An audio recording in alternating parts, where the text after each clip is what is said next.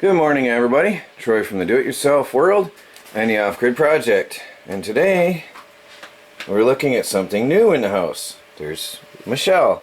What do we got here? Huh? We got a new refrigerator. We have, for free, picked up a refrigerator. Oops, it's not on the stable ground. It's half on the carpet. Beautiful inside. Very, very nice looking refrigerator and freezer combo. Look at how clean. This came out of a cabin, so it was only occasional use. Look at the side door. It's beautiful inside. I'm going to show you why I'm so excited about it here in a minute. This was free on the side of the road, and it was, I don't believe, used very much, because it was in a cabin, an occasional summer use cabin. Let me take you around the back and show you why I'm so excited about this. This is why I'm so excited about this. Check this out. This is 130 watts of power. Rated at 130 watts of power. That is awesome. Look, this thing is so new. They never even took the zip tie or the twist tie off the back. I mean, it's spotless, clean looking. The only flaws in it is when the guy took it out of his house, he wasn't as careful because he didn't want it anymore. The reason this was taken out is because the owner, one of the people in the house, or the cabin, wanted super ice cold drinks. The fridge works fine, they said, for freezing and refrigeration of normal foods, but they want ice cold, near freezing drinks, and the refrigerator part wouldn't freeze. It's an Avanti. I hope I say that right. And I mean, it's beautiful. It's really nice. Melanie just had to give it a quick little going over with a rag. I mean, it's like brand new. It's incredible. So they wanted super ice cold refrigerator and like close to freezing. And of course, this wasn't meant to do that. So they got some different model and put this out by the roadside, and we happened to come and get it. Now the exciting thing is, let's go back to the power. I'm going to run this on a solar panel. 130 watts, so a single 250 watt solar panel will power this and then some. It should be able to in certain times of the day, because your fridge has a 30% duty cycle on average, depending on how many times you use it or how many times you open it during the day, and the air temperature at that time in your room. So the 250 watt solar panel pumping into a battery continuously all day should be able to run this, and we're going to find out. This is going to be an awesome experiment. Now this little guy, this little Whirlpool stand-up chest freezer we've been using as a refrigerator has served us well, but there are extreme disadvantages to having one of these, and I'm going to go over that, why we're swapping out from this. Let me see. One, it's a mess. Everything is packed. It's a nightmare to deal with. You have to take everything out to get to the bottom. So while they're mega efficient, they're absolutely a nightmare to deal with. It's too much work. Super efficient. I mean, it didn't use much power at all. I don't remember the numbers, I don't want to lie to you. And I never did check the rating after that, because it was so efficient I never cared. I just left it. But the other problem is a freezer doesn't have the ability to dispose of condensation. Like a fridge has a little drain hole which goes down out the bottom and into a collection plate over the compressor and evaporates off into the air. All good and happy. Freezers usually collect ice along the inside of it from all the condensation, freezes to the walls, and eventually you have to clean that out. When you're running it as a fridge, the condensation builds up and gets nasty in there. So that is a common problem with a freezer converted to a fridge, is the buildup of condensation in the bottom. There's nowhere for it to go. There's no drain hole in this. And it just keeps building up and filling the bottom, and it's just disgusting down in there. And then if you spill something in there, what a mess. Then you have to wash everything that's in there.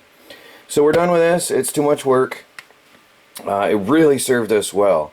It was a great thing. The conversion is awesome. If you happen to get a freezer with a drain hole in it, and you can let that drain into a pan somewhere, then you're good to go. No problem at all. But this one didn't have a drain hole. So keep that in mind if you're going to convert a chest freezer to a refrigerator. Make sure you get one with a drain hole, and you won't have the condensation problem. And then if you keep in mind, you're going to have to organize it. There is a basket in there, believe it or not, right here. But, you know, we can lift the basket and get to things underneath. But it's still awkward. It's incredibly awkward. So we're happy to find a real refrigerator freezer that only runs 130 watts, which is probably, I have to figure that out, at, let's say, 6 times 130, probably about 800 to 1,000 watts in a 24-hour period. So that solar panel should be able to handle that. If I get a good deep cycle battery, we're going to find out. We're going to run an experiment. So I'm going to go ahead and put this in next to the mini fridge, and then we'll be back in a minute and show you the comparison. Okay, there we have it in place. And the good thing about this one, remember that behemoth refrigerator that came with this house blocked off this entire window. It was this tall, literally to the top. There was no light come through there. So at least now we get some window space. We get to see through the window a bit. And it's perfect for what we need. Now I've got it plugged in side by side with the little guy, and I've got it on grid power for now because it's convenient. I just gotta get it going. We're gonna fire that up, get it cold, and then I'm gonna do my conversion over to solar power. Right now Melanie needs to get her stuff done, and she can't be waiting around on me to do my experiments. So that is still in service. We're going to let this one cool down entirely, then I'm going to do some testing on the temperatures inside, make sure that it works, and then we'll switch over. Hopefully this works. We're going to find out here in a while. Well guys, this has been running a while. Let me see. Oh, it just shut off. Good. 41 degrees up there. I turned it down to medium. It was on max, and it was I think, what did I say, Melanie? 27, 30 something degrees? Yeah. This is 38 degrees. Let's see what we got down in here. This is 38 degrees. So the fridge is working well, and we are cycling. Whoops, it just... No, it sounds like it's still running. Okay. Now it kicked on. We've got minus 25. Oh, wow. The freezer is definitely working. Minus 25 degrees. So it's working. We get ourselves a working free refrigerator and freezer. Good. Well guys, she has fully integrated the fridge into the house. Oh, where'd she put my... Oh, there's my laser. Okay. So, let's see what the temperature is inside. It's fully loaded now. 38 degrees. What do we got? 46 on the wall.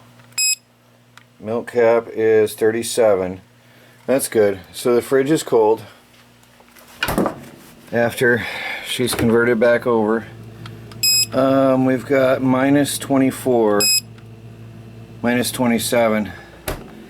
So that's cold. It's working. We got a free, good working fridge and freezer combo. Only 130 watts. So I'm going to switch it over on solar next chance I get. I had it on grid today just because we were using so much power filling it and moving things over.